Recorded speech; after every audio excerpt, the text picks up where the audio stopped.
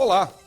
A temperatura global em 2015 foi 0,9 graus centígrados mais alta que a média apresentada no século XX. Bom, isso significa que o ano passado foi, de longe, o mais quente da história. A informação foi confirmada oficialmente pela NASA, a Agência Espacial Americana, e também pela Agência de Oceanos e Atmosfera dos Estados Unidos. Bom, a principal contribuição para a temperatura elevada, de acordo com as duas agências, foi a presença de um forte El Niño, fenômeno de aquecimento das águas do Oceano Pacífico. Vamos conferir agora outros destaques da edição de hoje do jornal. Saúde, segurança e educação foram as prioridades apontadas pelos moradores de Assis na audiência pública sobre o orçamento 2016. Na última reportagem da série sobre reciclagem, o tema é o reaproveitamento das latinhas de alumínio, a partir de agora no Jornal da Assembleia.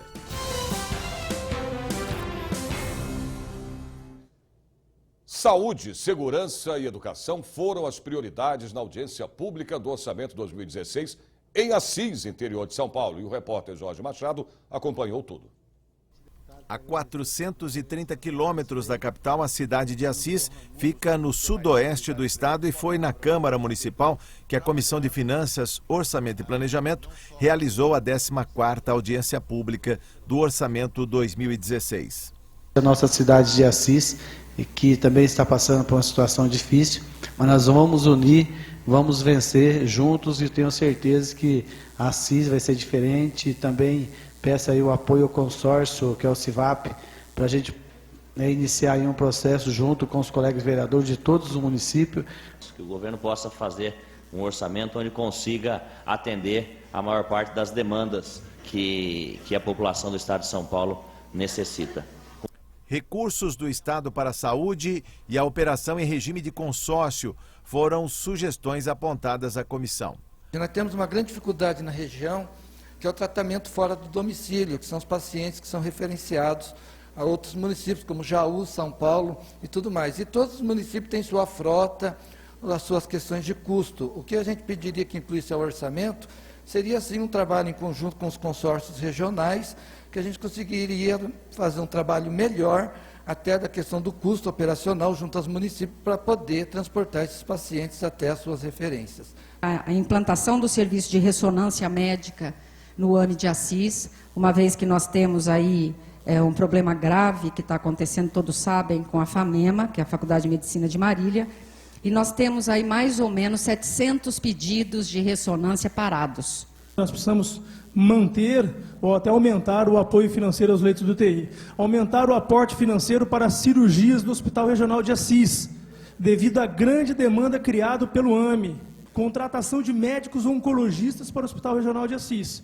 Na região de Ourinhos também, a questão do transporte sanitário, há muito tempo se discute, se debate esse tema no âmbito do Estado e realmente nós precisaríamos evoluir e aportar recursos para que nós consigamos essa regionalização do transporte sanitário, porque tendo em vista que os gastos que nós já efetuamos não há recursos suficientes para manter uma frota adequada ou um transporte digno para os nossos pacientes. O Consórcio Intermunicipal do Vale do Paranapanema, o CIVAP, trouxe um conjunto de propostas na área de infraestrutura, principalmente estradas vicinais. Eu queria a vicinal Pratina Campos Novos, que em 2010, no governo Serra, até abriram, já a gente ficamos contentes. Falava, vai ser uma locomoção do pessoal de Campos Novos, a nossa região sede é Assis, aqui que é a nossa regional. Ia facilitar que o pessoal para ir via por Ibirarema e economizar uns 50 a 60 quilômetros. Outra vicinal que era Pratina e Chapurão, que colocasse no orçamento que ia economizar uma distância de 25 quilômetros, 24, que já saía em Chapurão e já não chega a 50 quilômetros, 55 até, que onde nós andamos 90. Eu, na qualidade de prefeito e representando o município hoje de Cândido Mota, eu tenho algumas reivindicações a fazer do município. A primeira dela é realmente que seja implantado novamente no estado as vicinais, a revitalização das vicinais. O impacto da construção de um novo presídio na região traz preocupação com a segurança pública. Os distritos estão sem policiamento. nós precisamos buscar um mecanismo para que volte isso a ter um ponto de apoio à população. Segurança pública é um negócio hoje muito sério. Saúde, segurança e educação foram as prioridades apontadas. Para Assis e região, a Comissão de Finanças, Orçamento e Planejamento, em emenda coletiva, destinou 5 milhões de reais para o SUS, santas casas e hospitais filantrópicos.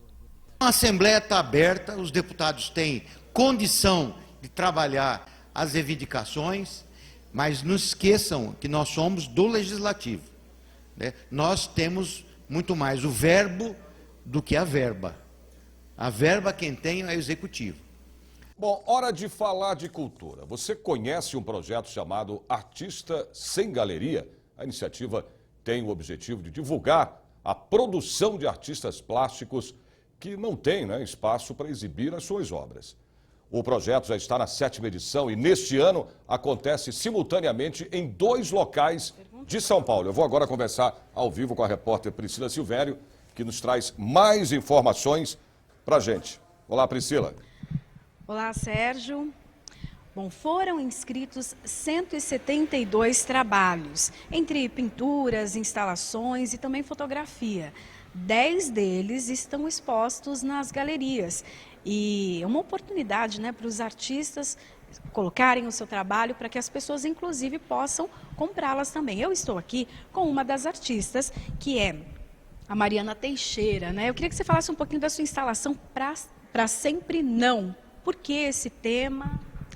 Bom, eu trabalho bastante com fotografia, a minha pesquisa também é muito de como imprimir essas fotos e eu gosto de trabalhar com a memória. Nesse caso, aqui, eu fiz esse trabalho durante 2 anos, eu fui para Minas, para uma casa que pertenceu à minha avó e eu fiquei explorando os objetos que pertenceram a ela e as memórias que me lembravam ela. E, ao mesmo tempo, eu propus uma ação para as 2 filhas da minha avó, minha mãe e minha tia, na qual elas... São aquelas outras fotos ali, né? Na qual elas ficariam em frente a essa casa e se afastariam. Para falar mesmo da memória que vai se apagando, dos objetos que ficam. O que representa para você? É a primeira vez que você expõe os seus trabalhos fora da faculdade, né? Você acabou de se formar. Eu queria que você falasse dessa relação, né, de mostrar realmente o trabalho agora para o mundo todo. Bom, é uma relação bem diferente do que eu estava acostumada. E eu acho que está sendo muito importante pelo contato que a gente está fazendo com as pessoas da galeria, com os colecionadores e até mesmo conhecer os outros artistas. É muito gratificante, assim, adiciona bastante. E São Paulo, estar em São Paulo, e você acha que tem um plus a mais em relação a isso? Eu acho que é aqui que tem um movimento, né? Eu sou de Campinas, eu estou aqui há 6 anos, que eu fazia cinema antes, mas acho que aqui as coisas se movimentam mais. Eu pretendo ficar aqui mais tempo. E a expectativa, então, é de público. Você já teve um retorno das pessoas? Porque a galeria já foi visitada por muita gente. Sim. No dia da abertura, muita gente veio conversar e perguntar sobre o trabalho. Assim, foi muito interessante você poder falar, né? Porque você tirar do seu ateliê, que é um lugar que ninguém vê, e de repente mostrar isso para o público e ter um retorno bom, né? É muito gratificante. Ok, obrigada. A gente vai conversar agora com outro artista, que é o Marcelo Oliveira. É um artista carioca que trouxe alguns trabalhos aqui para a exposição. Me conta um pouquinho sobre as tuas obras e também estar em São Paulo. Que diferença faz? Sim. Bom, enfim, em geral eu trabalho com uma temática que, por vezes, é temática de exclusão. Alguma coisa que eu vejo, que me traz algum pensamento crítico, reflexivo, enfim. Esses trabalhos, especificamente, foi uma exposição que a temática era a Bossa Nova. E era uma comunidade, uma região de comunidade, periferia no Rio de Janeiro, era um projeto do Sesc. E aí eu busquei unir essa coisa da Bossa Nova com o funk, porque na realidade a gente sabe que muitas vezes a Bossa Nova, essa cultura, enfim, não chega até eles. Então eu tentei aproximar para trazer um diálogo maior e uma aproximação.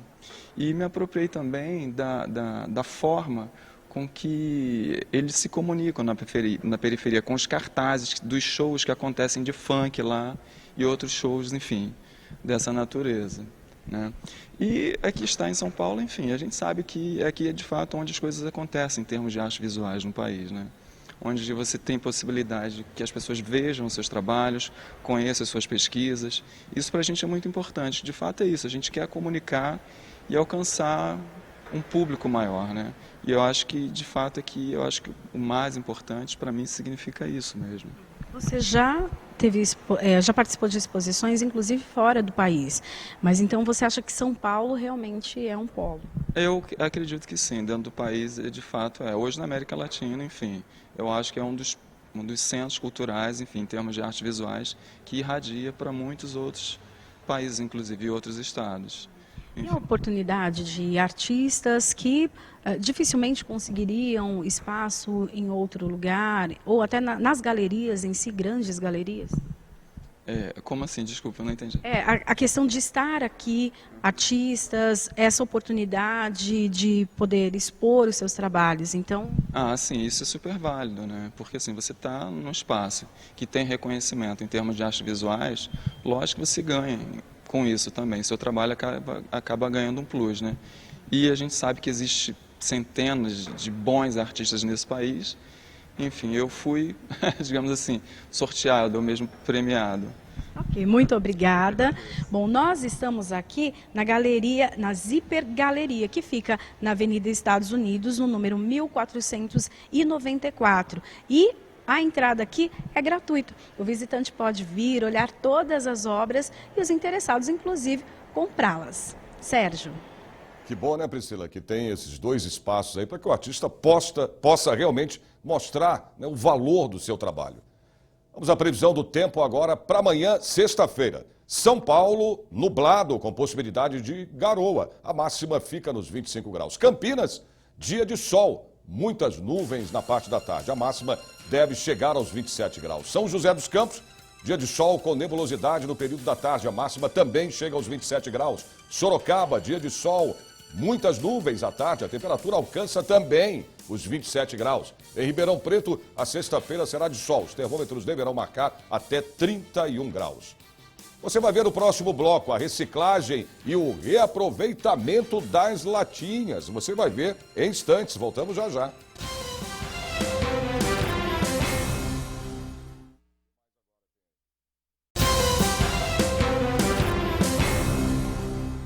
Bom, na última reportagem da série sobre reciclagem, o repórter Mauro Frisman mostra os números do reaproveitamento das latinhas de alumínio e as expectativas para o futuro com uma melhor utilização dos resíduos. No Brasil, a responsabilidade compartilhada entre fabricantes, comerciantes e consumidores na destinação do lixo, como prevê a Política Nacional de Resíduos Sólidos, apenas engatinha, enquanto que no velho continente, um hábito da sociedade alemã chama a atenção. Devolver garrafas retornáveis e reutilizáveis é uma prática entre os alemães que existe desde 1920.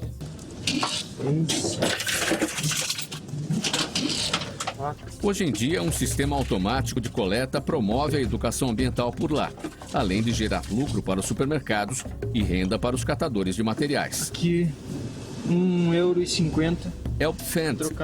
Ao comprar bebidas, o consumidor paga um valor a mais e, ao devolver as embalagens nesta máquina, recebe o crédito para ser usado em compras.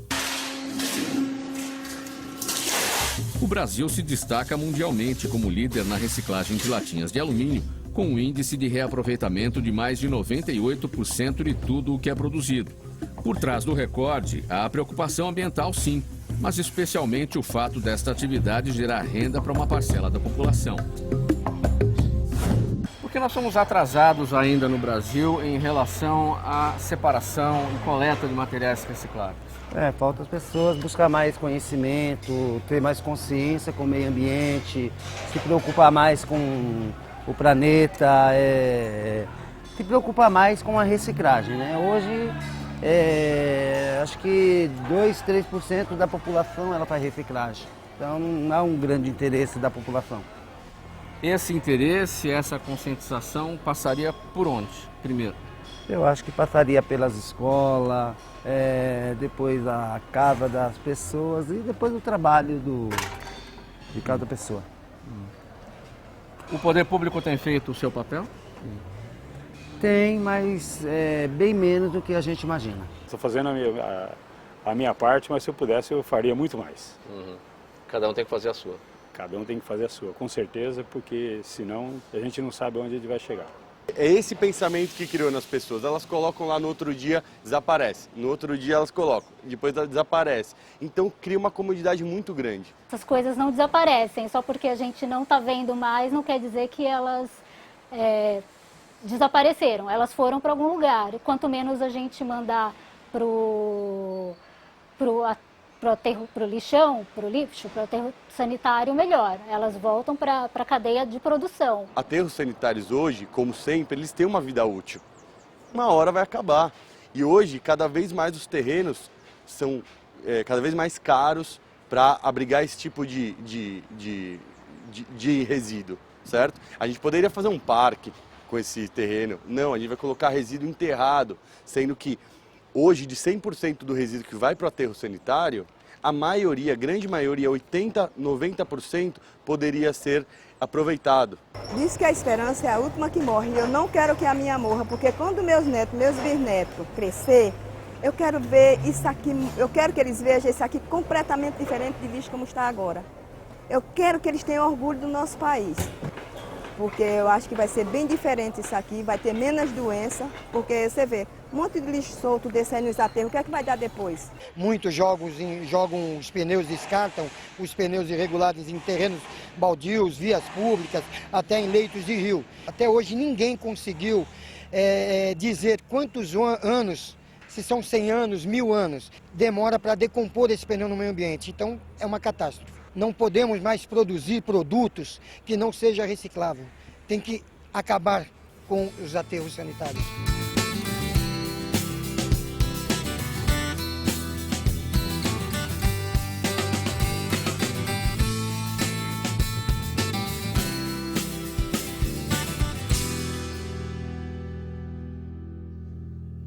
Bom, nós vamos agora até a cidade de Americana para conhecer uma vila que guarda a história da indústria têxtil do estado de São Paulo. E quem vai mostrar para a gente isso, essa vila, para a gente conhecer, é o repórter Jeremias Gomes, que está na cidade da Americana. Isso mesmo, nós estamos aqui na cidade de Americana, a 127 quilômetros da capital paulista, mais especificamente na Casa de Cultura Herman Miller. Nós vamos mostrar agora para você o lugar que a gente está, que é muito bonito. Olha, aqui você já consegue avistar uma grande fábrica que não pertence à cidade de Americana, pertence à Limeira, que é de papel e celulose. Dividindo aqui o lugar que a gente está e a empresa, está o rio Piracicaba. Mas hoje a gente vai falar da cidade de Americana, que é conhecida como a Princesa Tecelã. Quem vai nos ajudar a entender um pouco dessa história é o Eduardo, que é o administrador aqui da Casa de Cultura, né? Fala um pouco dessa história pra gente. O nome da casa já tem história, porque, claro, é o fundador aqui que deu toda a expansão ao bairro. Isso, a Casa de Cultura leva o nome de Casa de Cultura Herman Miller, né? Que foi o Herman que foi o proprietário das fábricas de Carioba, da fábrica de Carioba, né? No início do século XX. E foi com a família Miller que Carioba teve o auge ali da expansão têxtil, a construção da Vila Carioba, né, que era a vila de operários, né? Aliás, nós estamos na Vila Carioba e você que for visitar aqui a Casa de Cultura, você vai ter, além de todo o acervo, não é, Eduardo? Aqui nós vamos mostrar, tem um jardim muito bonito. Aqui ao fundo nós vamos ter toda a vila, é isso? Não dá para mostrar agora, mas nós temos ali os galpões também. Isso, os galpões das fábricas, né? Os antigos galpões, que eram uma fábrica só de tecido, hoje servem a várias empresas, né? Agora vamos conhecer um pouco a Casa de Cultura, vem aqui com a gente, porque a história de Americana começa aqui, na Vila Carioba, com esta grande vila. Vamos entrar aqui, temos aqui no início do ano o acervo, não é isso, Eduardo? Mas é o acervo da própria casa, vocês vão ter exposições futuramente. Vem com a gente para a gente poder mostrar para você. Olha só. Aqui a gente já vai ter o primeiro quadro que eu queria mostrar para você, vem aqui com a gente. Esse é o primeiro ambiente, é uma casa que é tombada, né, historicamente, é isso, Eduardo? Isso, é tombada como patrimônio histórico, tombada pelo CONDEFAT, né, a nível estadual. Todo o complexo Carioba, toda a Vila Carioba está tombada pelo CONDEFAT. Vamos mostrar esses quadros aqui. Aqui é Herman Miller. Isso. Aqui nós temos a foto, a pintura, né, do Herman, né, que foi o construtor dessa casa. Ele construiu a casa aqui em 1909, né, ela tem mais de 100 anos. Certo. E logo na sequência, a gente tem aqui a primeira escola de Americana, é isso? Isso, o grupo escolar de Carioba, né? Que, como eu disse, aqui era toda uma vila operária, né? Então tinha tudo, né? É como se fosse um condomínio fechado na época, né? Então os filhos dos operários tinham aí a escola também gratuita, né? Correto. E aqui nós temos a identificação e aqui a própria Casa de Cultura. Isso é uma pintura, né, que retratou aí a Casa de Cultura aqui no início, quando ela foi reformada e criada a Casa de Cultura, né? Agora, continuando com a história de Americana, nós podemos mostrar... nós não temos espaço completo para ir até o fundo, mas então a gente vai mostrar mais esse quadro aqui, que é uma das primeiras indústrias têxteis aqui de Americana, é isso? Isso. Esse quadro retrata ali os galpões das fábricas de Carioba, né? Os antigos galpões, onde começou a indústria têxtil, né? A indústria têxtil aqui americana, como eu já disse, ela é conhecida a cidade como a Princesa Tecelã, é isso? Em 1919 chegou a confeccionar 7 milhões de metros quadrados de tecido, né? Ou seja, movimentava toda a cidade. Hoje deu uma queda, né? Isso, teve o auge, né? E teve a queda, né? Carioba aqui chegou a ter mais de 2.000 operários, né? Na época, já não no período Miller, mas da família Abdala, né? Que comprou depois as fábricas da família Miller. Quem quiser visitar aqui a Casa de Cultura, como é que faz? Nós estamos aqui na Avenida Carioba, número 2000, você pode vir aqui em Americana visitar, mas tem também uma divulgação nas redes sociais, né? Sim, nós temos a nossa página oficial, né, no Facebook, que é o Casa Herman, né, facebook.com/Casa Herman. Tem a página da Secretaria de Cultura de Americana, que estamos sempre divulgando lá os eventos também, que é a Sectur, né? Secretaria de Cultura e Turismo Americana. Agora aqui a gente está mostrando, este é o Salão Verde. Isso, nós chamamos de Sala Verde, né? Onde eram feitas as reuniões de negócios, né? Na época do Herman. Dá para mostrar aqui, eu não sei se a gente tem a extensão completa, mas aqui este acervo, ele é todo, uma parte dele é original e nós temos aqui uma ambientação muito legal, né? As escolas vêm aqui, como é que é a recepção, e o que as crianças gostam e as pessoas têm curiosidade de conhecer aqui? Nós recebemos, né, também grupos escolares, né, principalmente turmas de 3º ano, 4º ano, né, da escola primária, assim. E aqueles que quiserem vir, dá uma olhada lá no Facebook, vocês vão ter uma programação para o ano todo. Sim, a gente está montando agenda de exposições, de eventos que nós vamos ter ao longo do ano e isso vai ser tudo divulgado, né? Então tá, vale a pena vir aqui na cidade americana para conhecer esta Casa de Cultura, que é muito bonita, tem muita coisa aqui para mostrar, mas a gente não vai mostrar tudo para você hoje não, porque você precisa vir conhecer aqui e a gente também não tem toda a extensão para chegar até lá em cima. Mas tem aqui a Vila Carioba, tem esse acervo, durante todo o ano vai ter uma grande programação para você acompanhar. Jeremias Gomes para a TV Assembleia SP. Bom, Jeremias, conhecer, né, e saber, né, da história do maior estado do país, São Paulo. Vamos saber da previsão do tempo para amanhã, sexta-feira, em outras cidades do interior e também do litoral do estado. Santos nublado com aberturas de sol, a máxima chega aos 26 graus.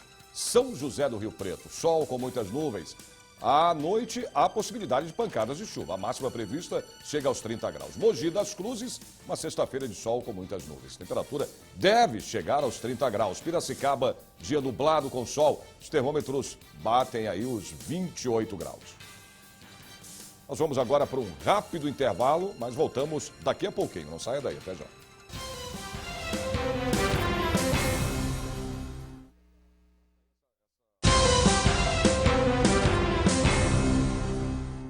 Bom, eu vou chamar mais uma vez a repórter Priscila Silvério para falar com a gente sobre esse projeto, esse importante projeto, né, que é o Artista Sem Galeria, não é isso, Priscila?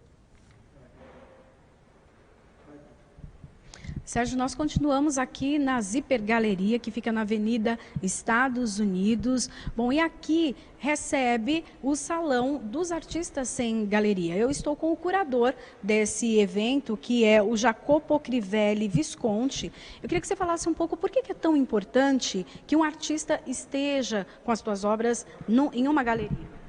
Bom, digamos que da maneira como o sistema está organizado, hoje em dia para o artista é importante para ter uma visibilidade, mais do que do ponto de vista comercial, que obviamente é uma questão importante, porque as galerias vendem as obras, então o artista consegue viver e produzir.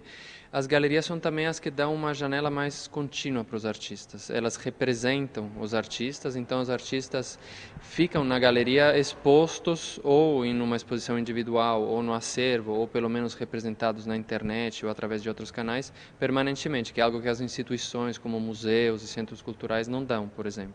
E como um artista consegue ir para uma galeria? Então, esse é um caminho tortuoso, às vezes, principalmente para artistas jovens, como os que a gente tem aqui. Tem algumas faculdades de arte, que são um dos canais normais, digamos, mas é objetivamente muito difícil para os artistas, principalmente que estão fora dos grandes centros, chegar a serem reconhecidos ou conhecidos, digamos, o mínimo pelos galeristas, de maneira a passar a ser representados por uma galeria. E nesse sentido, o salão, onde a gente está agora, vem suprir, digamos, uma lacuna ou uma dificuldade, pelo menos para os artistas, mais uma vez, fora de Rio, São Paulo, Belo Horizonte, as cidades onde já tem uma cena mais consolidada. É por isso que já está na 7ª edição e é um sucesso toda vez de pessoas que enviam, artistas que enviam seus portfólios para serem analisados por um júri, do qual eu participei esse ano, e eventualmente selecionados. Para quem não sabe, as obras, o artista ele é convidado, né, pela galeria. Ele, por exemplo, não paga para ir para uma galeria, ele é convidado, é isso? Exato, as galerias convidam os artistas para passar a integrar os times, digamos, dela. Cada galeria tem entre 20 e 30 artistas, na média, que elas representam. E o trabalho de representação não é simplesmente, mais uma vez, vender as obras do artista, é muito mais do que isso. É muitas vezes falar em nome do artista junto a colecionadores, mas também junto a instituições, viabilizar exposições, de repente, no estrangeiro, levar o artista para feiras internacionais. Então, o papel mais importante das galerias, realmente, na maneira como o sistema está organizado, é de oferecer visibilidade para o artista, muito mais do que comercializar simplesmente uma obra. Foram inscritos 172 trabalhos. Você foi um dos selecionadores, né, desses 10 que estão aqui. Qual foi o processo de seleção? A gente teve um dia praticamente inteiro em que a gente olhou, na maioria dos casos, mais de uma vez, os portfólios que foram enviados. Aí fizemos uma primeira seleção e depois nos reunimos de novo para fazer uma segunda seleção e chegar nos artistas nessa seleção final, que eu acho que é uma seleção muito interessante, principalmente muito representativa do que acontece na cena brasileira hoje em dia, porque a gente tem esculturas, fotografias, pinturas, obras multimídias, obras mais conceituais e outras mais tangíveis, digamos, fisicamente. Então ela reflete bem a produção brasileira, eu diria. E isso não foi uma escolha. A gente se pautou simplesmente por um critério de qualidade, mas depois, quando a gente foi olhar de novo a seleção que a gente tinha feito, a gente viu que ela refletia bastante o que acontece na cena brasileira, que é muito bom. Ok, muito obrigada. Bom, nós temos aqui várias pinturas, instalações, fotografias, aberto ao público aqui na Galeria Zíper Galeria, que fica na Avenida Estados Unidos, 1494, na Zona Sul de São Paulo. E a entrada é gratuita até o dia 20 de fevereiro. Sérgio. Parabéns aí, viu, Priscila, por essa iniciativa, porque tem muito artista bom aí que a gente não conhece. Isso aí, né, é ótimo para que eles mostrem, ele falou da visibilidade, mostrem o seu trabalho. Previsão do tempo para amanhã em mais cidades do interior do estado. Em Franca, sol, aumento de nuvens de manhã, a máxima chega aos 29 graus. Bauru, sol entre nuvens, não chove, hein? A máxima chega a 31 graus. Limeira, a sexta-feira também com sol, nebulosidade à tarde. A máxima deve chegar aí aos 29 graus. Marília, o tempo fica nublado com possibilidade de chuva. A máxima chega aos 30 graus. O Jornal da Assembleia de hoje termina aqui, mas você pode acompanhar toda a programação da TV Assembleia SP pelo portal, que é o www.l.sp.gov.br. Nós voltamos amanhã a partir do meio-dia. Até lá.